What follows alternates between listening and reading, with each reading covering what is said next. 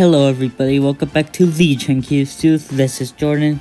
Today this is the emergency update number 2 on Typhoon Ragasa.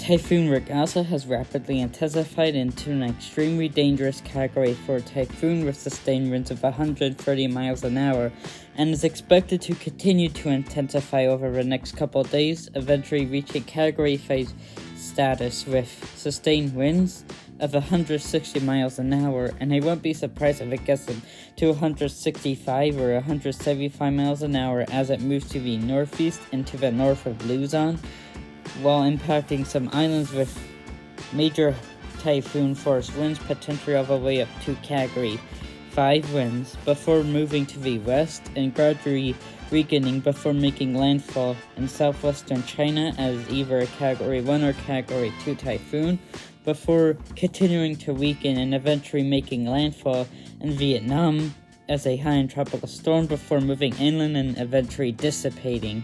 Anyways, let's get straight into this emergency update on Typhoon Ragasa.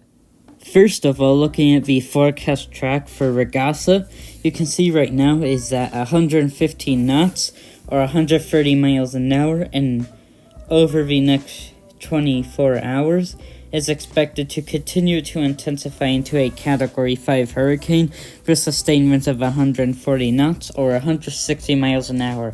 Now, I would not be surprised if it reaches 165 miles an hour or 175 miles an hour, just because it does have a pretty favorable environment as of now. And then it will impact these islands up here, as I said, and it will bring tropical storm winds all the way from northern Luzon all the way to southern Taiwan before moving to the west and weakening into a Category 4 and then eventually Category 3 typhoon before moving to the south of Hong Kong, bringing some potentially 50 knot or 60 mile an hour winds to Hong Kong before eventually making landfall in China over here as a typhoon. And you can see eventually it moves inland after making landfall in Vietnam and eventually dissipates likely over Laos. I think that's how it's pronounced there. So if you're in the path of the storm, please make sure you're prepared, especially if you're in Luzon, these islands here between Luzon and Taiwan there, Hong Kong, southern China, and northern Vietnam, because this storm will be very impactful. And this is kind of taking a similar track to Typhoon Yaki from last year, except it's a little farther north. Now, looking at the satellite imagery, this may not look like a super strong typhoon just by satellite imagery, but it is. It's rapidly intensifying still, and you can see its eye, but you mainly need to focus on its eyewall. Its eyewall is very good. There's only been like a small break in it for most of the time, and right now it's pretty much fully closed at this point. I can see those outer rain bands stretching for hundreds of miles. Actually, you can't even see all the outer rain bands, but those outer rain bands are already impacting Luzon and bringing some rain already to those before it even gets close to there, because it's still hundreds of miles to the northeast of Luzon right now. Now, looking at the sea surface temperatures, very good sea surface temperatures over where the system is, around 29 to 30 degrees Celsius there, which is favorable for intensification. And then even as it moves west, it's still in 28 to 29 degrees Celsius water, which you may think, well, it shouldn't weaken, but I'll tell you why it will weaken in a couple of minutes after I'm done with the sea surface temperatures and wind shear. And then even as it continues west, it's still in those 29 degree Celsius waters, which should sustain it for at least a couple days after that. So you can see pretty much no shear in the path of the system other than that 20 knots of shear out there, which will likely lower as the system moves west. This is overall a pretty good environment for the system to continue to intensify over the next couple of days.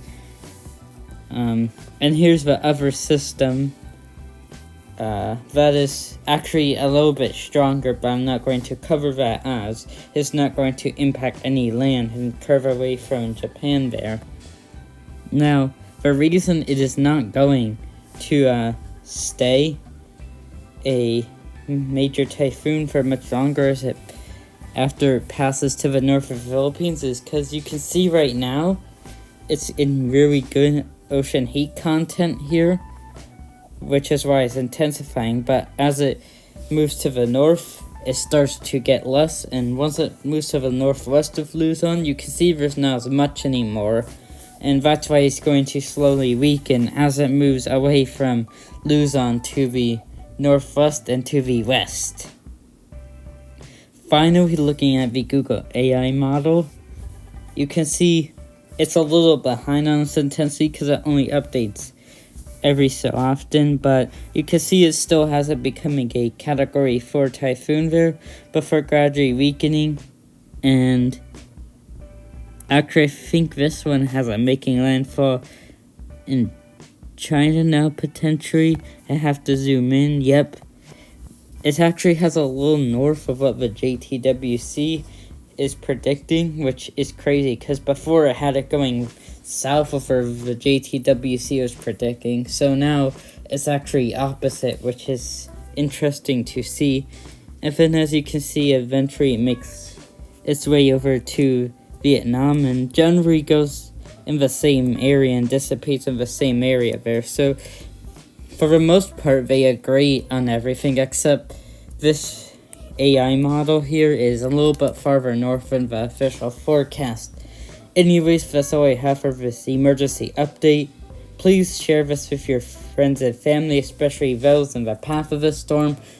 And like this video and subscribe to my channel so YouTube will push this out to more people so they can stay updated on this storm and so that I can post more updates on this. And don't forget to leave a comment down below. Goodbye.